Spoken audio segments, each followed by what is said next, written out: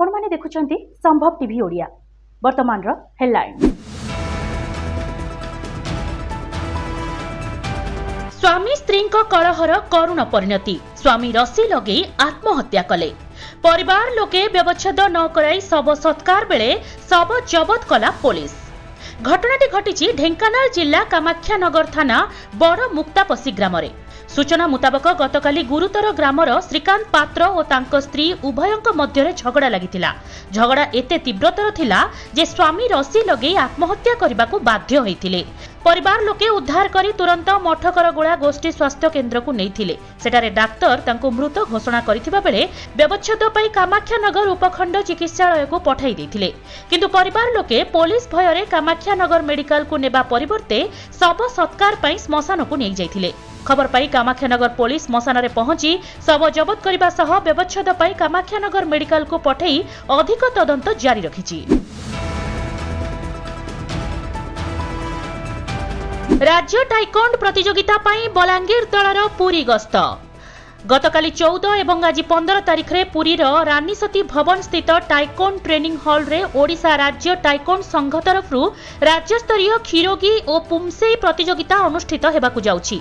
एथरे बलांगीर जिला टाइकोंड संघ तरफरु एक जणिया टीम भाग नेबा पई मनोनीत होइचंती। एथरे सीनियर खिरोगी फाइटिंग बालक विभाग रे सुदामा बारिक और कान्हा बाग नेउथिबा बेले जूनियर खिरोगी बालिका विभाग रे परिमिता विश्वाल, कौशल्या षंढ, प्रियंका पसायत एवं अल्फिजा परवीन भाग बोली बलांगीर जिला टाइकोंड संघ साधारण संपादक तथा टाइकोंड कोच असीम कुमार भोई गणमाध्यम को सूचना देइछंती। एथि निमंते बलांगीर दल पुरी अभिमुखे यात्रा करिछंती।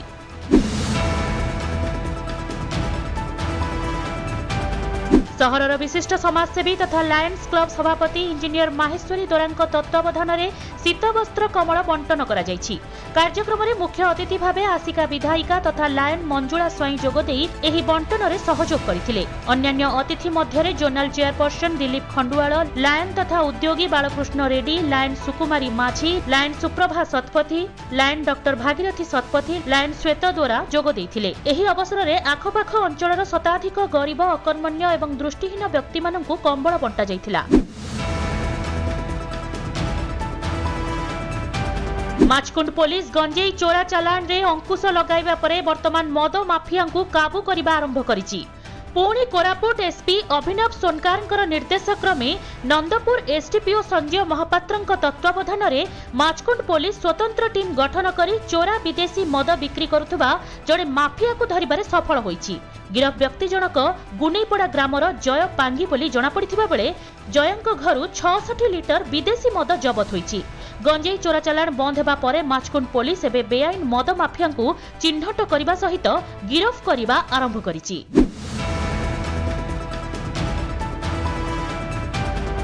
गतकाली विलंबित रात्रि रे बई थाना अंतर्गत छतिया कलकला रास्ता रे ट्रक धक्का देला बाइक को। घटनास्थल रे जनकर मृत्यु होइथिबा बेले आउ जणे गुरुतर होई पड़िथिले। गुरुतर को कटक को स्थानांतरित करथिबा सूचना मिलिछि। मृतक जनक हेले जाजपुर जिला बई थाना अंतर्गत उपर बईरी देहुरी साई ग्रामर अमूल्य देहुरी एवं गुरुतर व्यक्ति जनक मनोज देहुरी बोली जना पड़िछि। उभय गतकाली विलंबित रात्रि रे एक बाइक जोगे घर को फेरुथिबा बेले एही दुर्घटनाटी घटिथिला। देश दुनिया तथा राज्यर ताजा खबर पाई देखुथांतु संभव TV Odia. Like, share and subscribe करंतु।